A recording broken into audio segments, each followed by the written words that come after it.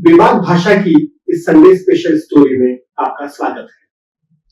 अब जब देश में आम चुनावों की गर्मी शांत हो गई है, तो आइए हम फिर से मौसम की गर्मी की बात करते हैं। उत्तर पश्चिम दिल्ली में हरियाणा के सोनीपत से सटी दिल्ली की सीमा पर स्थित मुंगेशपुर बस्ती में बीती 29 मई को तापमान 52.9 डिग्री सेल्सियस पहुंचने की खबर क्या आई, सब जगह हाय तौबा मच गई।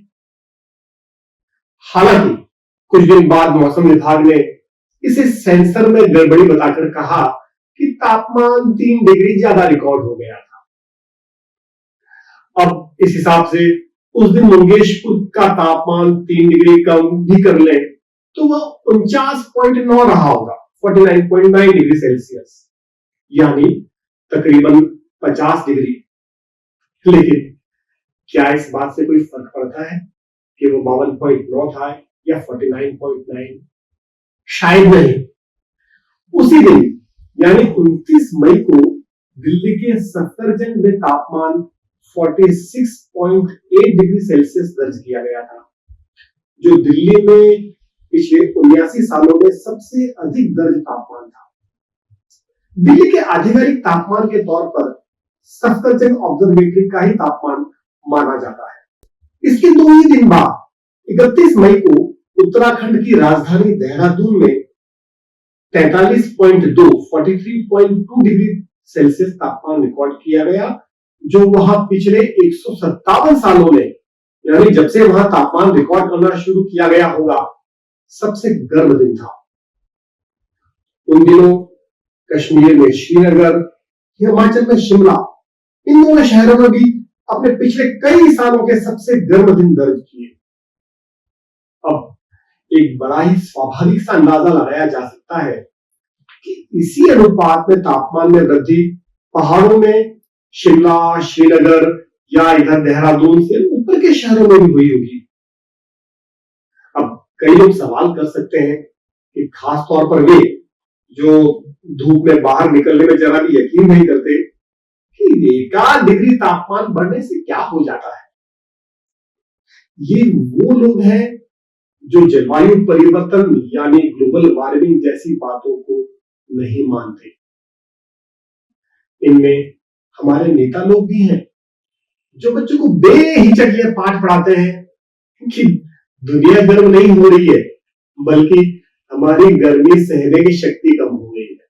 अब कल ही एक रिपोर्ट यूरोपीय संगठन क्लाइमामीटर की आई है, जिसमें कहा गया है कि भारत के मध्य व उत्तर के इलाकों में इस साल मई में हीट वेव की जो दिन रहे, उनमें तापमान पहले की हीट वेव की तुलना में 1.5 डिग्री सेल्सियस ज्यादा रहा। इसका मतलब यह है कि हीट वेव अब पहले से ज्यादा गर्म हो रही है, यानी कुछ साल पहले हीट वेव में जितना तापमान रहता था, उससे कहीं ज्यादा तापमान अब की हीट वेव में है। और इसकी वजह है इंसानों के असर से हो रहा जलवायु परिवर्तन। रिपोर्ट के अनुसार इन इलाकों में 37 शहरों में इस बार 45 डिग्री से ज्यादा तापमान रिकॉर्ड किया गया और कई जगह तो वो 50 डिग्री के आसपास पहुंच चुका था।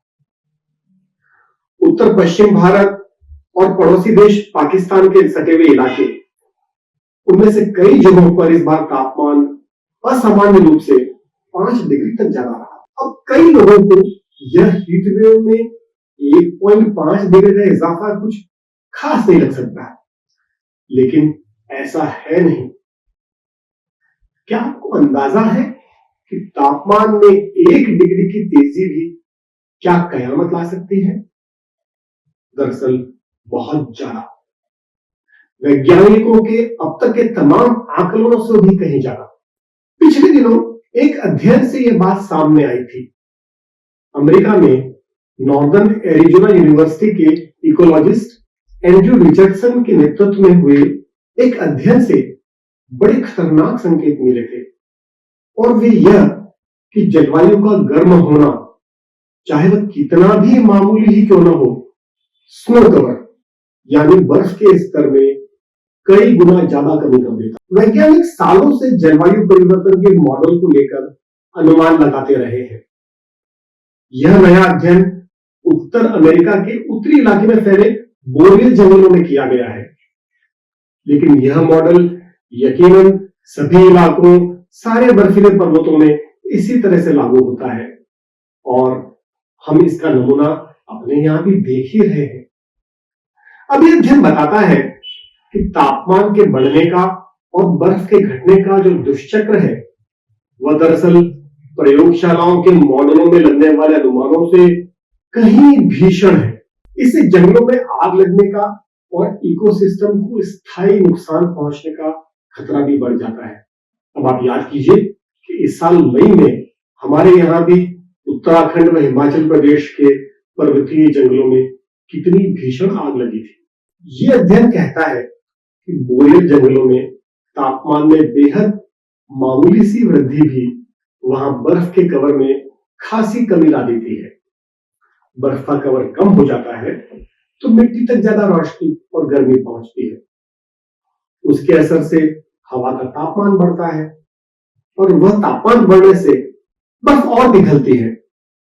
तो ये ठीक उसी तरह का दुष्चक्र चलता रहता है जिस तरह का हम पिछली बार पहाड़ों में पर्यटकों की बढ़ती संख्या के बारे में बात कर रहे थे। बोरियल जंगल 3 महाद्वीपों अमेरिका, यूरोप व एशिया के आधे उत्तरी हिस्से में फैले हुए हैं और उनमें कई बड़े महत्वपूर्ण इकोसिस्टम समाये हुए हैं।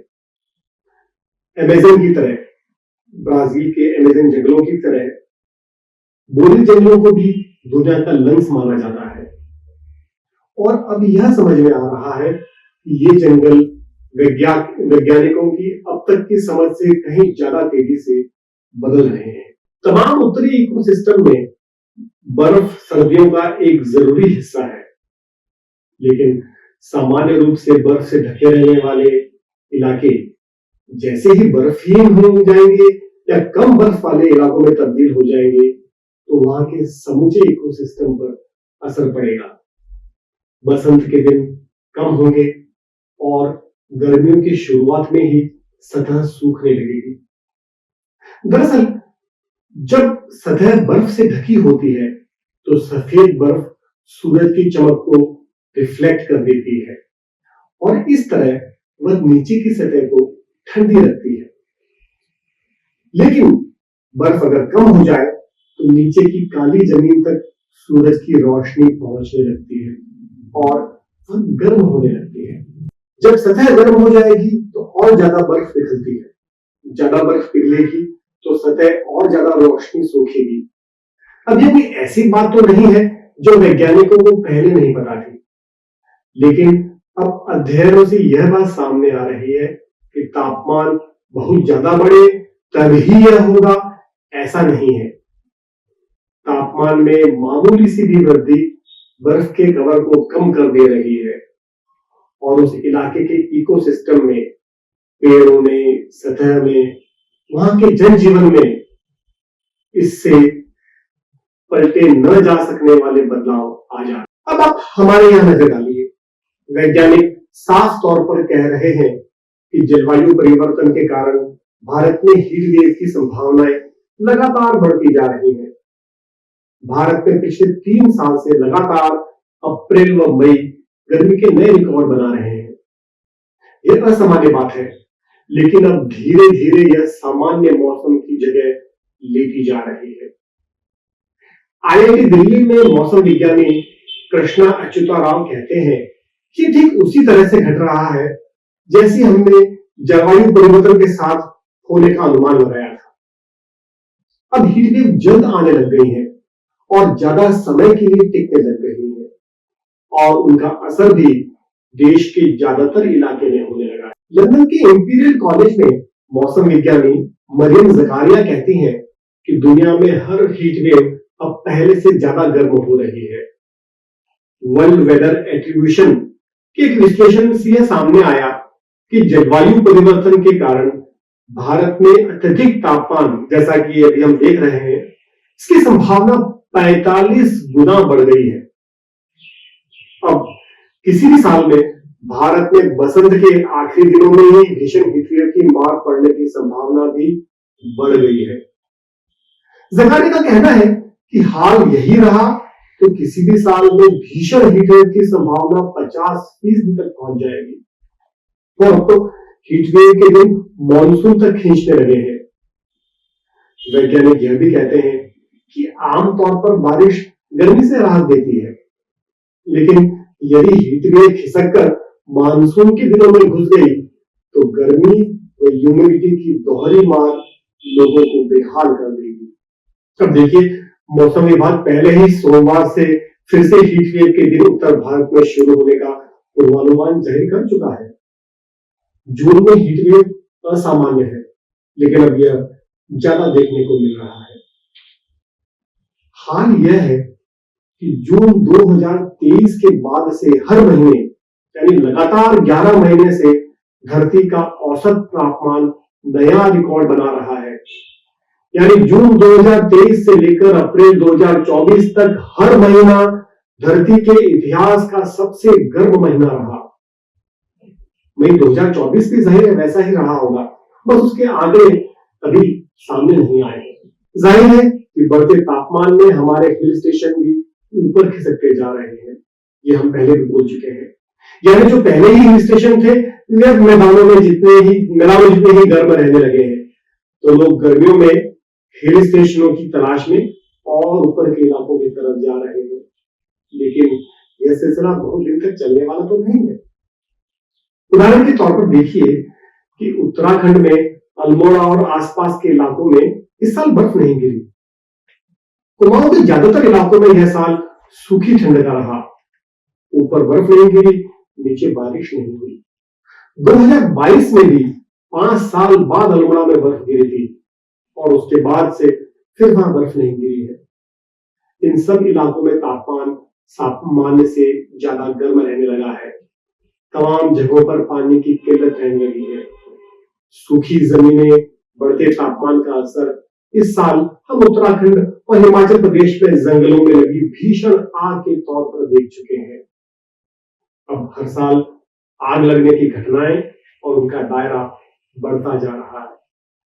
इस बार तो आग हिमाचल में राजधानी शिमला शहर के और उत्तराखंड में अल्मोड़ा शहर के काफी नजदीक पहुंच चुकी थी। अब सवाल यह है कि हम इस स्थिति से निपटने के लिए कर क्या रहे हैं? शायद कुछ भी नहीं। इस साल हीटवेव के कारण देश में 219 जानें अब तक जा चुकी हैं, जिनमें 33 चुनाव कर्मी भी शामिल हैं जो लोकसभा चुनाव में ड्यूटी पर थे। इनके अलावा तकरीबन 25,000 लोग हीट स्ट्रोक से प्रभावित हो चुके हैं। जमीनी स्तर पर हमारी नीतियों में, हमारी योजनाओं में कहीं जलवायु परिवर्तन का जिक्र तक नहीं आता। फिलहाल हमारे पास न स्थिति को और बिगड़ने से रोकने की कोई योजना है, न ही उसके असर से निपटने की। हाँ, बहसों, बैठकों व सेमिनारों का बजट भरपूर है, तो वो तो हम सब खूब करते ही हैं, लेकिन वह सभी आखिर कब तक?